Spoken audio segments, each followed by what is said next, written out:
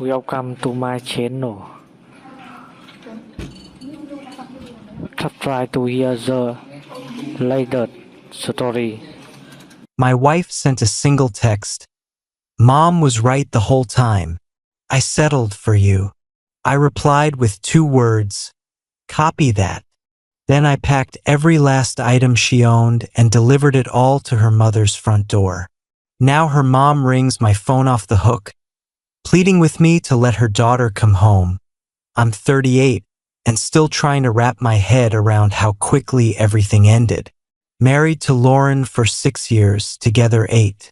Yesterday she destroyed it all with one brutally honest message. Context first. Lauren's mother Vivian has despised me from the moment we met. I'm a heating and air technician, clear about $82K a year, own my house free and clear, no debt at all. But Vivian always pictured Lauren with some high-powered attorney or surgeon. For years she's dropped little digs about Lauren marrying down, how I'm just a guy who works with his hands. Lauren swore she didn't care, always told me she loved me for me, not the bank balance. I believed her. That was my mistake. Yesterday I was finishing a furnace install when my phone buzzed. Text from Lauren. I've been doing a lot of thinking. Mom was right about everything. I settled for you. I deserve more than a tech who comes home smelling like refrigerant all the time. I want a separation. I sat in my van staring at the screen for a good 10 minutes. 8 years together. 6 married. Settled. I typed back, copy that. Then I drove home. Lauren's SUV wasn't in the driveway. Perfect. She was probably at Vivian's toasting her new Clarity. I walked through the house cataloging her stuff everywhere. Designer purses Vivian bought her. The high-end skincare covering the vanity I tiled myself. The rowing machine in the spare bedroom. Her candles, her books, her fake plants. Apparently she'd been settling for every bit of it. I started packing. Every dress, every pair of boots, every necklace, the ridiculous velvet pillows she had to have, the fancy espresso machine Vivian gifted her last Christmas, the stemless wine glasses from every vacation I paid for. All of it by 10 p.m.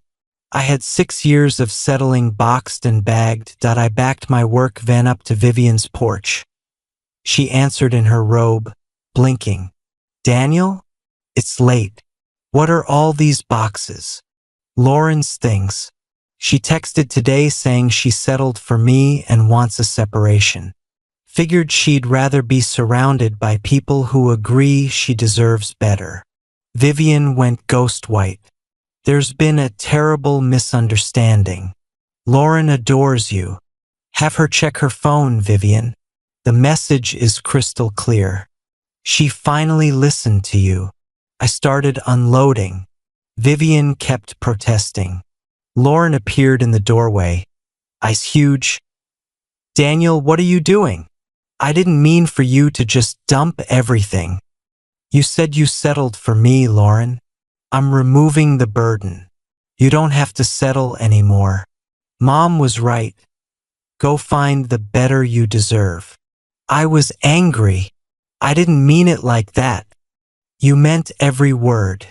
6 years married and that's what you truly believe? Message received. I finished unloading and left. The house felt strange when I got back. Empty, but cleaner. Lauren started calling at 8 a.m. sharp. I ignored everyone. Then the texts poured in. Daniel, we have to talk. I was having a bad day. You can't just abandon me at Mom's. I never replied. Update 1. The last 3 days have been a clinic in damage control and guilt trips. Tuesday morning Lauren let herself in with her still working key while I was getting dressed for work. Daniel, this is insane. This is our home. Not anymore. You made it clear you settled for this life. I'm releasing you from that horrible fate. I was upset. I said things I didn't mean. Lauren, you told me your mother was right and you settled for a tech. After 6 years married. That doesn't slip out by accident. But where am I supposed to live? With Mom, where all your stuff is. You can both celebrate finding someone more worthy. She started crying, begging, promising it would never happen again. I left for work, came home that night and had every lock rekeyed. $210 well spent. Then Vivian started calling. For voicemails Tuesday night alone. Daniel, please call me back. Lauren is heartbroken. You're being unreasonable. Everyone says things in anger. She loves you. Don't throw away 6 years over one text. I deleted them all. Wednesday, Lauren showed up at a customer's house while I was swapping out a condenser unit. Mrs. Henderson, sweet older lady I've serviced for years, looked mortified as Lauren stormed the backyard. Daniel, we are talking right now. Lauren, I'm on a paid job. Leave. I don't care. You're my husband. Mrs. Henderson stepped in.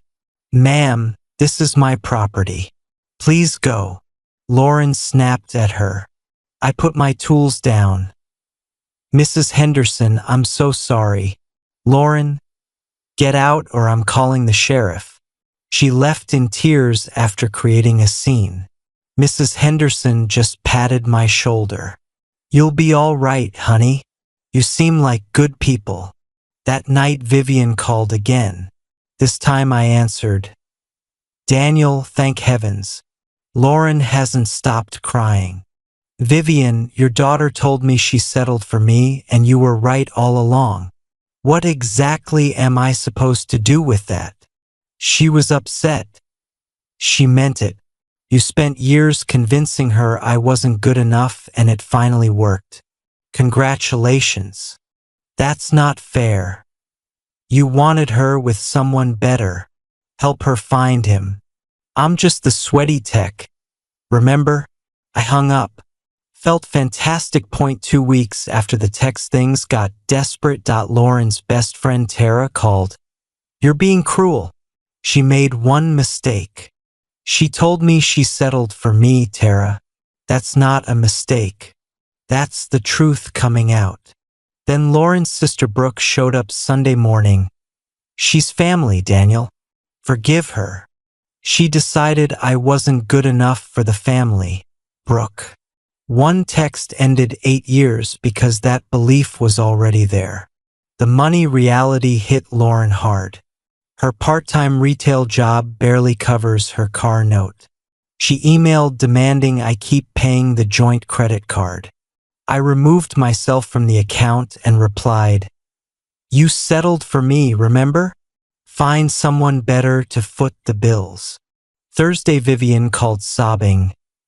Lauren can't survive on her salary. Please help her. She asked for separation, Vivian. She's an adult. She'll figure it out. She needs you. She needed my paycheck. There's a difference. Friday, Lauren brought a deputy to the house claiming I illegally locked her out. The deputy heard both sides, saw I had delivered all her possessions, and told her it was civil. He left shaking his head. That night Vivian called again, voice breaking. Daniel, what will it take? Name it. Nothing. Lauren showed me she believes she settled. I believe her. But what if she can't find anyone better? Then she'll learn what she actually had. But that lesson isn't mine to teach anymore. Final update. 6 weeks later, it's been 6 weeks since the text that killed my marriage. This is the last update. The harassment lasted another week. Work phone calls, neighbors, even my cousin. I stayed consistent. She settled. I set her free. My cousin's response was gold. When someone says they settled for you, believe them the first time. The final straw was Lauren calling 3 of my regular customers pretending there was a family emergency.